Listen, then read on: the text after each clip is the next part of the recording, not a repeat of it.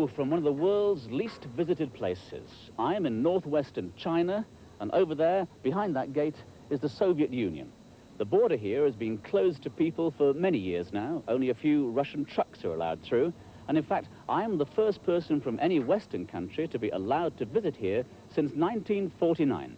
But I'm not going to be on my own for very long, though, because tonight the border will be opened for just a little while after all these years, so that a group of travelers from Britain and America can pass from Russia into China. And as they do so, they'll be making a little bit of history. And that's quite fitting, really, because the great journey that they're recreating is in all the history books. They've traveled from Europe and now into Asia along the ancient trading route known as the Silk Road.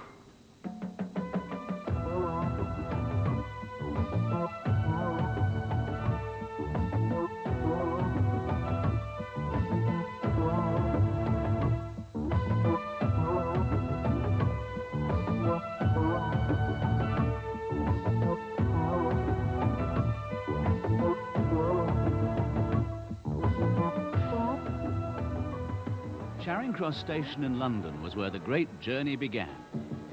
A Chinese dragon, now apparently living in Britain, set the right sort of mood as the travellers waited for an epic announcement. There's a special announcement. The train at platform 6 is the 0915 Silk Road Express for Paris, Salzburg and all stations to China. For the next 7 weeks and on 10 different trains, the Silk Road Express will cover 7,000 miles. First across Europe and then into Asia, the east of the Soviet Union and finally China. Border guards and our cameras were there to meet the buses that brought the travellers into China from Russia. There'd been a delay on the Soviet side during this history-making crossing, and it was dark and cold when they came out of no man's land to the border post at Horgos. The Chinese guards cut down the customs checks, but there were still the usual forms to fill in. Stopover places and dates, we'll just write roughly the countries that we've been through and the dates just for Oh. Date and originating place. You want that date? Oh my. The local band had been practicing all day for the big moment when this group of Western holidaymakers walked into China. The action behind the scenes had been nail-biting. For a long time, it looked as though the Russians might keep the border closed. But Mr. Gorbachev, the Russian leader, is wanting to make friends again with China and saw this as a gesture of goodwill. So the gates opened to a carnival welcome. It is exciting. We've looked forward to it for a long time. It all went so well, very smoothly.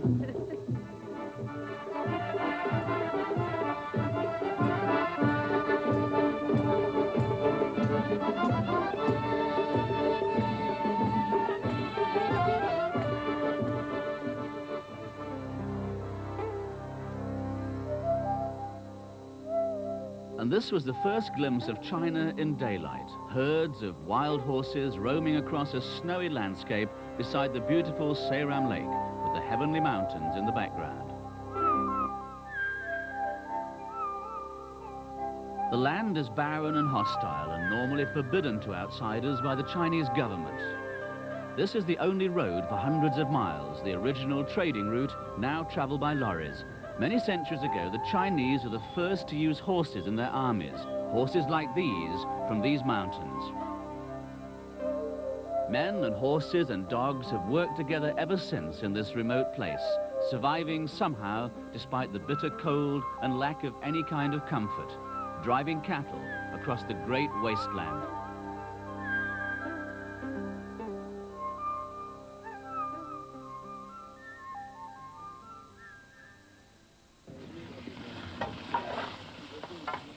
All along the Silk Road, there are places to eat, wayside cafes serving delicious pastas. Legend has it that one of the most famous travelers, Marco Polo, loved Chinese noodles so much that he took the recipe back to his hometown of Venice 700 years ago. And that's how Italians got their spaghetti. Coming into China by this route, you notice straight away how many different kinds of faces there are. The country is made up of 56 different nationalities, and many of the smaller groups live around the borders.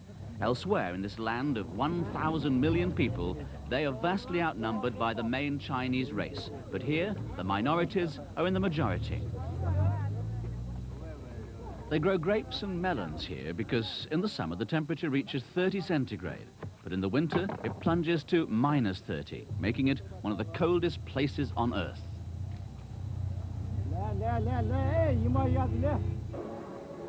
And fancy finding out that in northwest China, the most popular snacks in the local market are kebabs, something much more Middle Eastern than Chinese. Each kebab costs 2.5 pence, which seems cheap, but the average wage is only about £3 a week.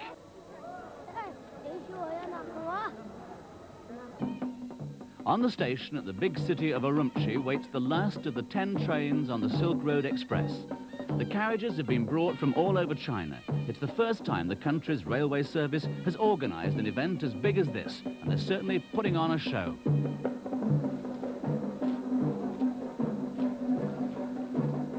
Though the music and dancing goes on, it's time to get on board, with smartly uniformed conductresses making sure that nobody gets left behind. This is me.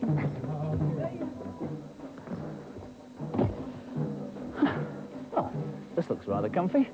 And these compartments will be base now for the passengers for the next 1,600 miles as we travel across China.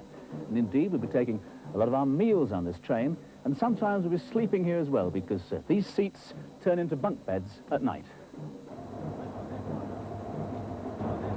And off we go.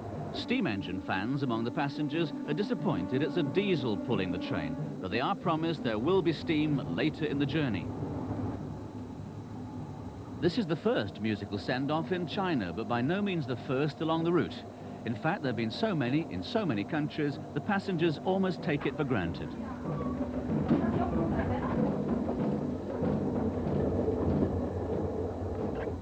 We'd gone along bumpy roads to Urumqi. Now, as we head for Dunhuang, an ancient trading place, the Silk Road is once again a railroad. It'll be single track all the way, and though we're safe and comfortable in our compartments, we know that just the other side of the window is one of the bleakest places anywhere, the Gobi Desert.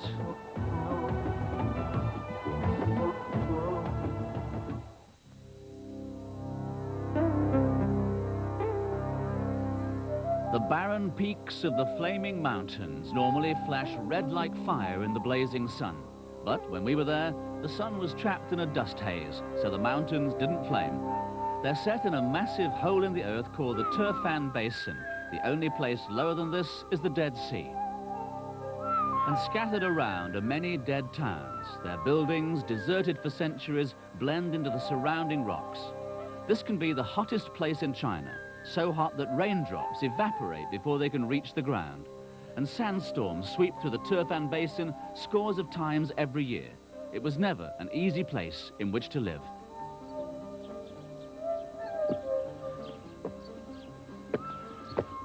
This was once the royal city of Gaochang. It's close to Turfan, and 1,500 years ago, it was a very important place, a vital trading center in this great desert. And 30,000 people lived and worked inside its walls. And then, for lots of different reasons, it began to die. And now it's just one of the ancient ruined cities along the Silk Road. But local people today still use donkey power just as they did when Gaochang was a great city. And there's another traditional form of transport. Oh.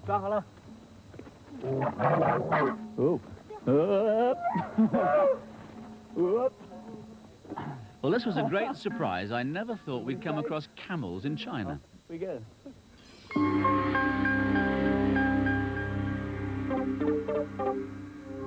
In Dunhuang, the desert is just how it should be. Miles of sweeping sand dunes instead of the endless expanse of flat, broken earth that makes up the Gobi Desert.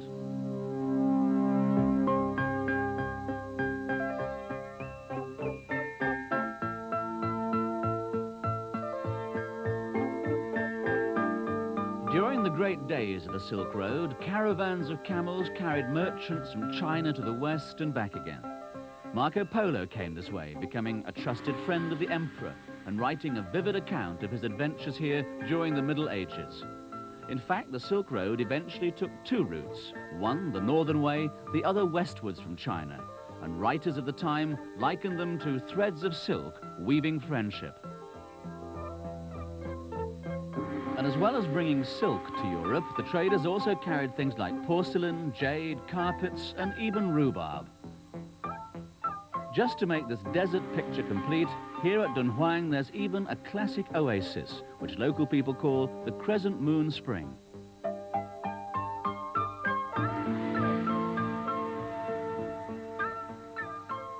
But elsewhere in this desert, nature provides not one single drop of water, so man has to find it. The water is brought from distant hills by underground culverts, which burst into the open when they reach the thirsting villages.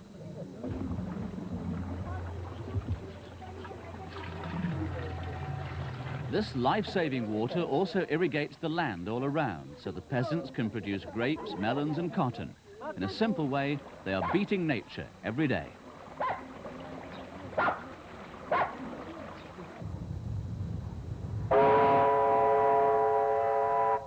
Back on the tracks again, and at last we're amongst the steam engines. There's good news for the fans. The next section of the journey will be pulled by one of their beloved locos.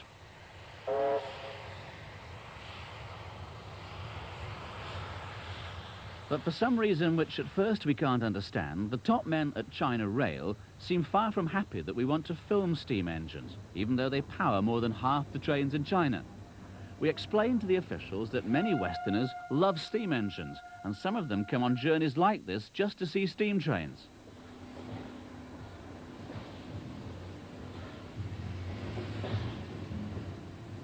Eventually, after many meetings, we did get permission, and the engine got ready for work.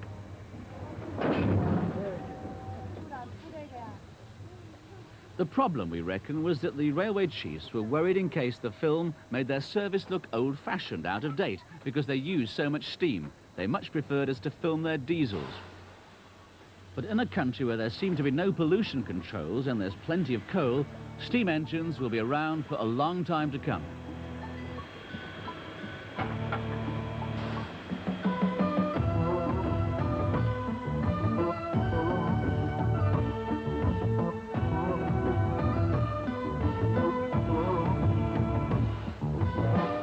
Some of our passengers, though, especially those who aren't train enthusiasts, say they actually prefer the diesels because they don't belch out soot and grit.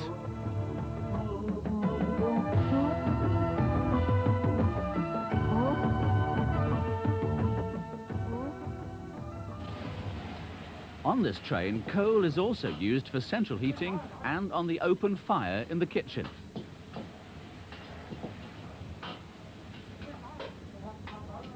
And it takes great skill to do this on a moving train.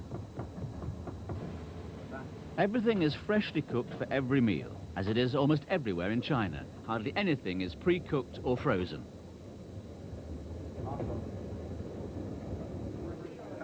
All over China now, foreign visitors are enjoying the food and meeting the people.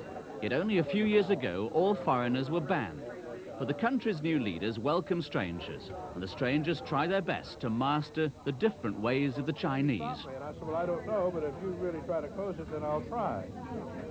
And while the travelers swap their stories, China itself benefits from all the foreign money they bring into the country.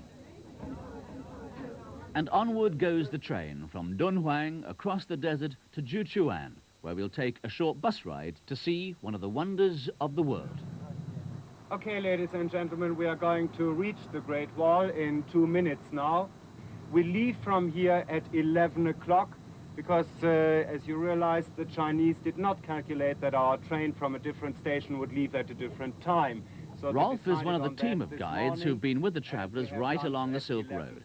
They know the places of interest and stop people getting lost. And we go back to our home base, the train again. Thank you. So we've got just a short while to look around the beginning, or the end, depending on which way you look at it, of one of mankind's finest masterpieces.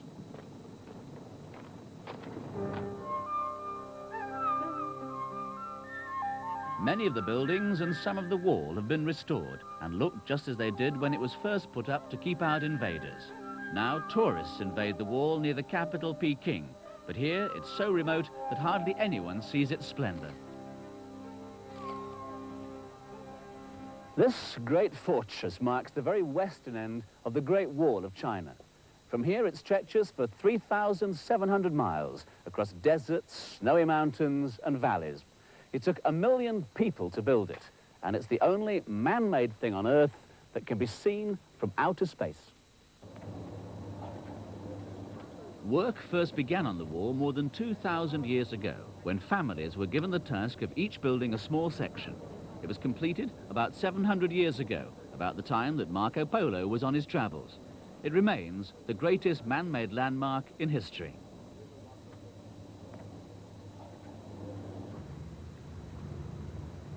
And this wide and muddy river marks the end of the desert. It's the Yellow River, and here it flows to the city of Lanzhou, home of the famous flying horse. This statue is a large replica of the beautiful sculpture that was found in an ancient tomb some years ago. China today is a land of bicycles, hundreds of millions of them, and the best model of all is not the flying horse, but the flying pigeon, with its name written in English on the frame. A new flying pigeon costs about 3 months' wages, so people have to save long and hard. But almost everyone seems to have some sort of bike. Throughout the journey, I've been on the lookout for the kind of Chinese buildings that you see painted on tea sets. There don't seem to be many left. These were in a public park in Lanzhou. School parties go on outings to look at the old buildings. Pupils get lots of chances to study their country's past. But for the children of China, today is an exciting time. A few years ago, this communist country went through what for millions was a terrible time. It was called the Cultural Revolution. There was much suffering, children were taken from their parents, and everyone had to learn the writings of their leader, Chairman Mao. After his death, things got better, and today's children spend more time on learning and less on politics. I couldn't help noticing that China's youngest people don't wear nappies. Instead, there are convenient slits in their pants for any little emergencies. To try and stop the huge population from getting much bigger, couples are told that if they have only one child, they'll be rewarded by the government. If they have more, those rewards will be taken away. There's now a generation growing up without any brothers and sisters, and government posters urge parents to keep it like that. All children have to go to school, and when I called into this classroom, without much warning, they practiced their English, and I tried out some Mandarin Chinese. Ni hao. Ni hao. That means hello. Hello. She she. Because that means thank you, doesn't it? Thank you. And I think they've been learning a song for us, haven't they?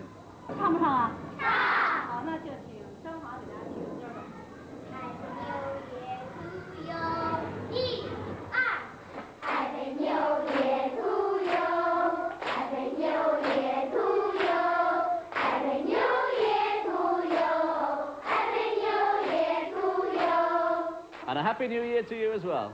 Thank you. Thank you. Xie xie. Xie xie.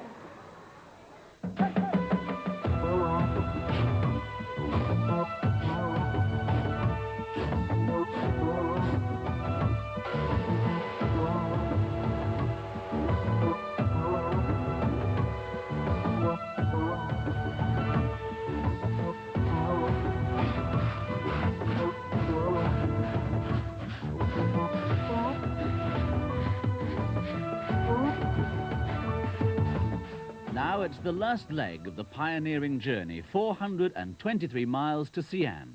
This was the ancient capital of China when Peking was just a village. The landscape is turning green. We're out of the desert and into a fertile valley. Not much of China is like this. It's mostly mountains and wasteland, so they grow whatever they can, wherever they can. Farmers hand much of their crops to the government, but sell the rest for profit. For the passengers, it's almost the end of a very long train journey that's cost them 50 pence a mile. And the guides like Chris, Hilary and Gary have helped open up a new holiday route. So how have the Chinese coped with us? Very well. I mean, they've had one or two problems of organisation because I don't think the China Railways have organised anything so massive before, but they've been extremely friendly and they've really tried to do everything possible to make our trip as pleasant and as enjoyable for everybody as possible. There have been one or two changes being made, perhaps a little late, but on the whole it's all been done with the best intentions of making everything very successful. And Chris, when we finally reach Xi'an, you'll be meeting your Chinese wife, who we haven't seen for quite a while. Yeah, that's right. I haven't seen her for about 2 months now. We got married last April. But although she's had the visa to go to Hong Kong and to England for some months now, I felt it was better to wait until the end of the season, until I finish work, and then go out together. How did you meet? She was a local guide in Peking, and it started from there.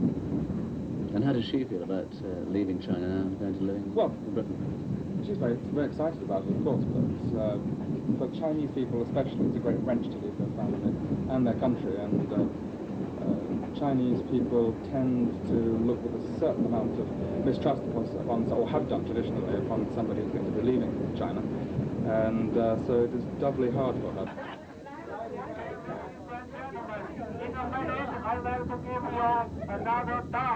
It's cabaret time on board the Silk Road Express with entertainment provided by the cabin crew.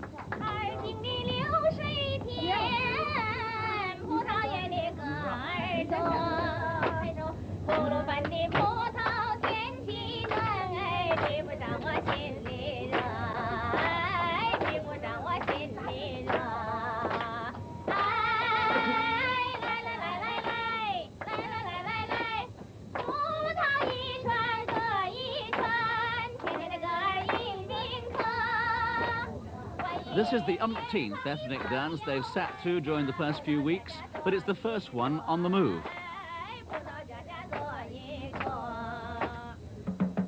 So the Silk Road now weaves ever closer to the source of its name, where the fibres made by a certain caterpillar are turned into the smoothest of fabrics. Steam has brought us to Xi'an, the place where the Silk Road began. And steam is all around in this factory, where they weave the beautiful silk.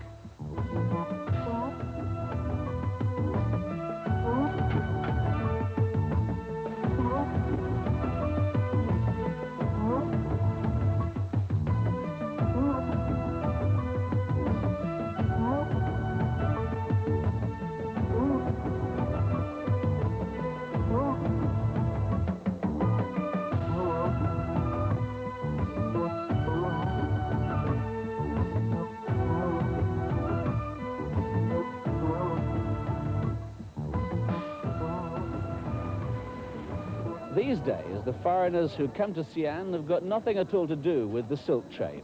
More likely than not, they're here to see what's rapidly becoming China's #1 tourist attraction. It's a tomb, only discovered in 1973. And inside this tomb is a whole army of warriors. To protect them, a massive building like an aircraft hangar has been put up. Inside, we can expect a staggering sight. But visitors, including us, are banned from taking pictures of these national treasures. So this is officially approved film. The warriors are made from terracotta clay. They're life-sized, and every one is different. They're lined up in battle formation, and the ones that are on show are at the head of the army. There are perhaps 6,000 more hidden beneath the earth, stretching back for a kilometre to the tomb of the emperor that they've guarded for 2,000 years. There are no plans to excavate the rest of the army, but archaeologists hope to start work on the tomb itself in a few years' time.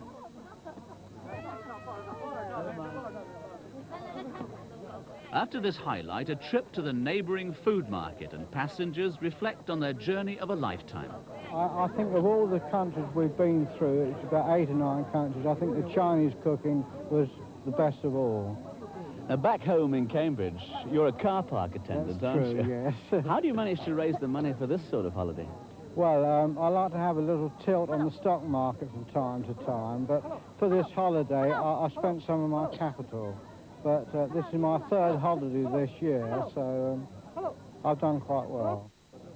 Rosie, you're the oldest person on the trip, aren't you? How old are you? Yes, I am. I'll be 85 in March. Not quite, but I hope to be there and do some more of these beautiful trips. Now, It's been a long and arduous journey, this. How have you stood up to it? Well, I'm still walking on my two legs. I still remember things that I see, and I don't take notes because I want to remember them. And according to my little roommate, she says, "You're great, you remember everything, and you don't take notes." Well, looking back now on the trip, almost at journey's end, how's it been? Fantastic. It really has been, because we've been to China before, but this was a totally different China than what we saw in '78. How's it changed? Well, then we were in Peking and the cities, and it was just one mass of blue and black hair. Now it's all colors, and people are much freer, and we've seen the village life, which we didn't see before, which is most interesting.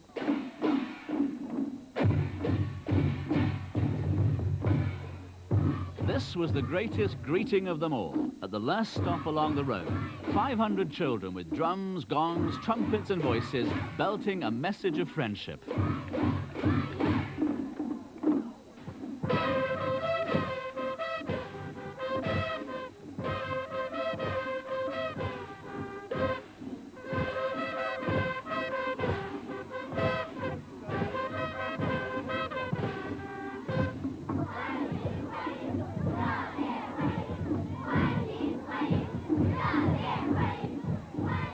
Chris's wife, Ming, was there to meet him. She'd be leaving her homeland to live in Britain, so for her, this was a special farewell.